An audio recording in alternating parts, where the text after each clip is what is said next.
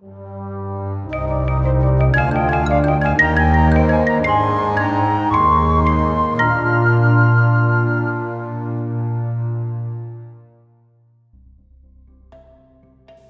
Space Cadets and welcome back for another episode. You join me today in my creative testing world, so you can see all the weird little structures dotted around. In the last episode we created a skeleton farm with a working mob elevator, and today I thought I'd demonstrate this for you because ever since the Aquatics update, the dynamics for mob elevators has completely changed, because now we use soul sand, of course, and soul sand requires source blocks, which means that you can't have the water flowing blocks right next to it.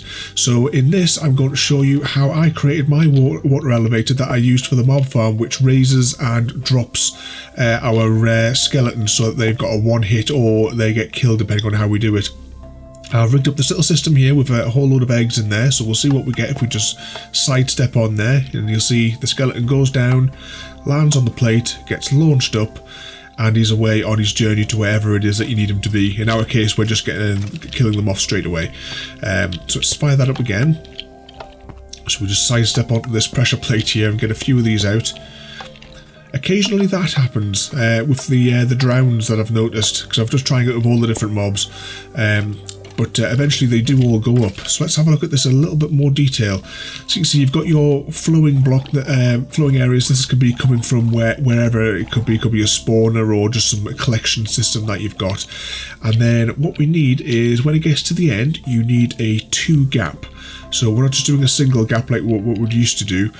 We want to do a little 2 gap, and the first gap is going to be an air gap, and you're going to fill that with signs. So it's quite expensive in the logs department. And what we'll do is, when you get to the very bottom here, you want a pressure plate, because the water, at least for now anyway, doesn't go into there. And then we have a piston which is going to push. We also allow this block, because obviously it's going to be moving, that block then becomes a flowing block, which means that when the mobs come down, they'll come down and they won't lose any health. They'll just simply come there, they'll be caught by the water, they'll tap the pressure plate.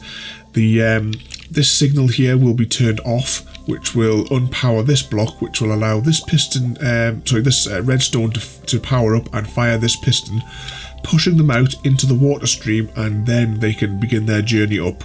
And then from there, the water just catches them there and pushes them across, or like that drowned, which I've noticed a few times with the drowned with this, they come up and they sometimes do a little cycle a couple of times. They could potentially lose a little bit of health, but it's been negligible in the testing that I've been doing on this. But anyway, after that, I should say, the mob will come along, and you don't necessarily need to put a air gap there. You could just allow it to flow straight across onto this one, because we use, I should say as well, we have signposts with another 2 gap. So we've got an air gap here, and we have the flowing water on the top, so it'll be like getting their chest as it pushes them along, and they will slowly start to move down, so that when they get to the tip here, they're not being held in the water, like sometimes they can get caught on the end. They'll be in air, so that will allow them just to get simply shoved off and down. Let's see if we can trigger this, and we'll follow it a little bit closer. So here we go, that's him getting launched, and he's up and over, and then he goes down. Or in our case that we built in our last episode, he would go down into the killing chamber. Let's see, can we get in there? Yeah. So you see, this one's a slightly different configuration. I just had it at a slight right angle, and then they come down here into the nest of these guys. So let's just hop back up there. It's actually, I should say as well from the last episode, this actually produces more XP than the Blaze farm, so I'm now coming here to mend all my equipment. But let's hop back up here and let's put a few mobs into it this time. Ooh. Should remember I've got the elytra on. Let's put a few of these in and see what happens. We'll just jump up and down a few times.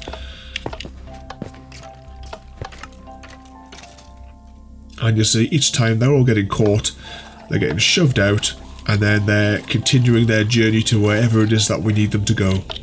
Just for a bit of fun, I've been trying this with all the different mobs, and I've got the wither skeleton here, and as you can see, he flowed all right. He would probably be a bit foreign to water because water doesn't work in the Nether, but then of course when he gets into the lava over here in our little kill chamber, he's now just sitting there, swimming in the swimming, almost drowning in the lava. I wonder what happens. Can they be killed completely in lava by drowning it?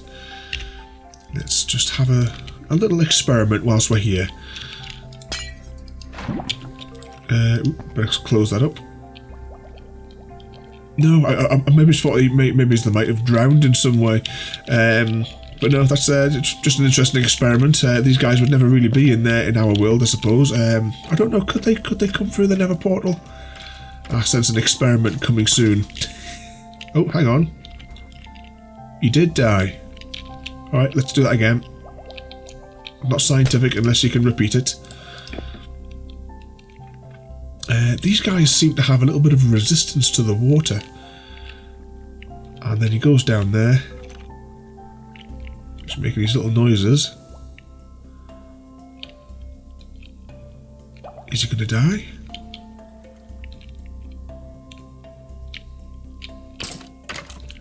So there we go.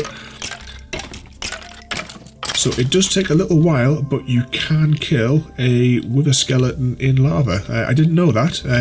Let's try another experiment. Could we potentially collect drops from them? What am I doing? We want a signpost. Get rid of their daft little stone swords. And right, so now we do that. We will just grab a hopper. It doesn't really matter about the orientation of this, does it? So there we go. Let's just fill that in for the OCD stuff. This was only supposed to be a 2-minute video. What are we doing?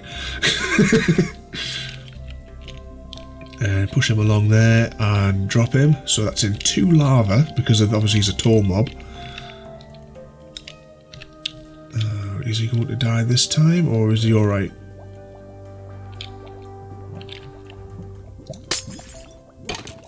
There he goes. Now can we collect anything off him? Bone meal. So that's another potential in the Nether for a skeleton farm. I keep on calling it bone meal, it's just the bones. We haven't converted it to bone meal yet. But yeah, that's an interesting one, that one. Let's just pop a few more mobs in, just for the fun of it.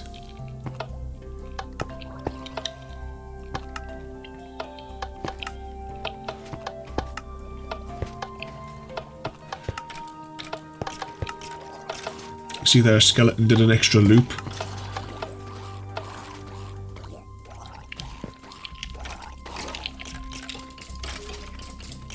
And let's seal that back up there.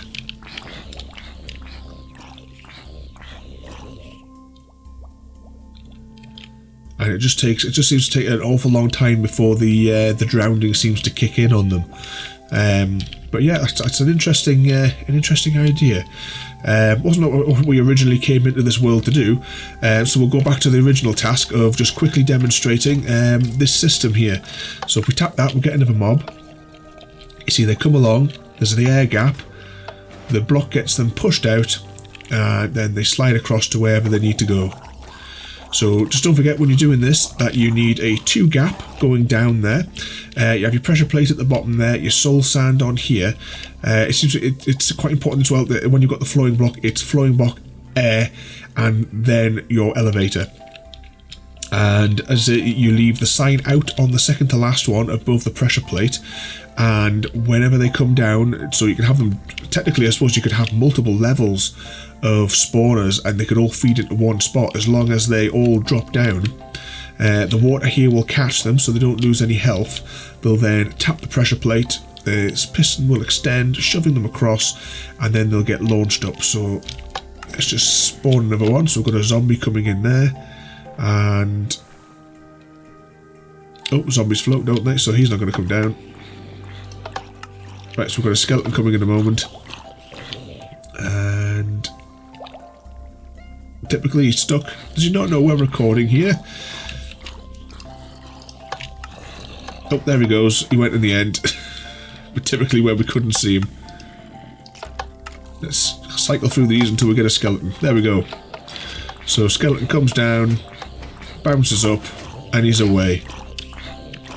So there we go anyway. I hope you found that interesting. This video is going to be a hell of a lot longer than what I'd originally intended to be, a 2-minute video, and we've now been recording for over 15 minutes, but we'll see what this comes out when I edit it together.